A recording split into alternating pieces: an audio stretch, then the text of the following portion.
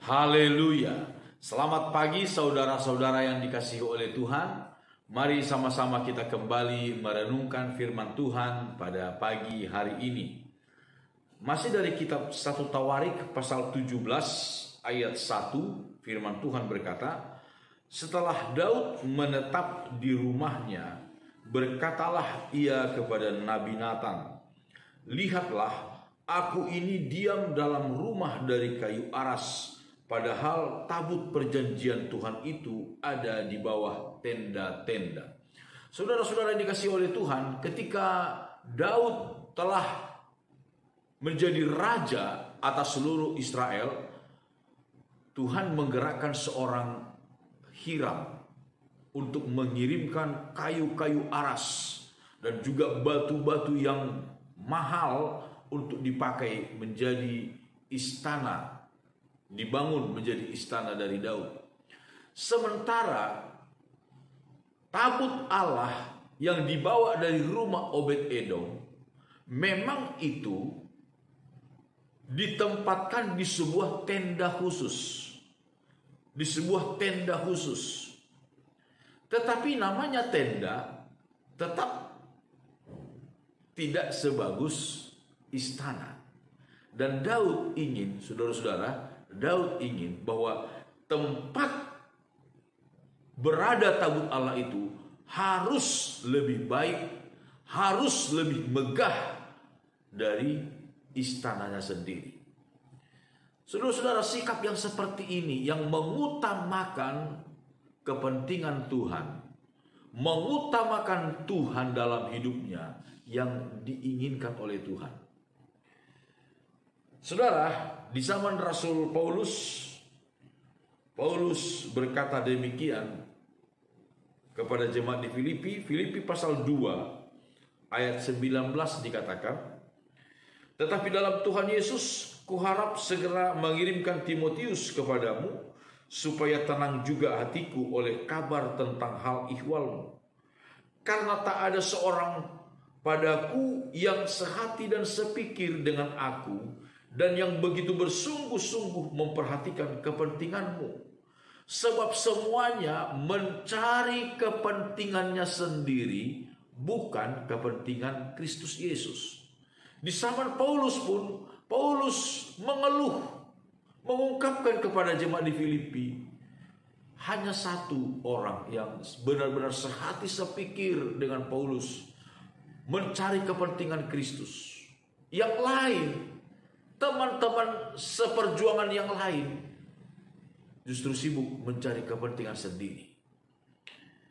Saudara, pada waktu pembangunan kembali bait Allah, sesudah bangsa Yehuda kembali dari pembuangan di zaman Nabi Hagai, Tuhan berkata begini dalam kitab Nabi Hagai pasal 1 ayat 2, beginilah firman Tuhan semesta alam, bangsa ini berkata, sekarang belum tiba waktunya untuk membangun kembali rumah Tuhan.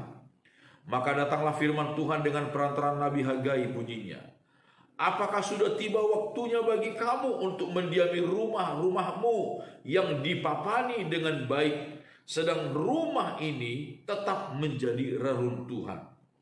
Oleh sebab itu beginilah firman Tuhan semesta alam, perhatikanlah keadaan. Saudara-saudara dikasihi oleh Tuhan, di zaman Nabi Hagai, bangsa Israel yang pulang dari pembuangan di Babel, mereka sibuk untuk membangun rumah mereka, rumah masing-masing, memapani rumah mereka dengan sebaik-baiknya. Tetapi rumah Tuhan dibiarkan terbengkalai, tidak diperhatikan, tidak diurus sama sekali.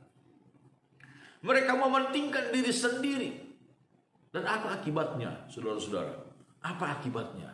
Kalau kita membaca selanjutnya, mereka menabur banyak tetapi menuai sedikit. Mereka bekerja keras,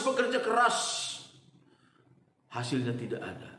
Mereka bekerja keras, hasilnya ditaruh di dalam kantong yang bocor. Saudara-saudara, artinya segala jerih payah mereka sia-sia. Ketika kita seperti Daud, saudara-saudara, mengutamakan kepentingan Tuhan, mendahulukan kepentingan Tuhan.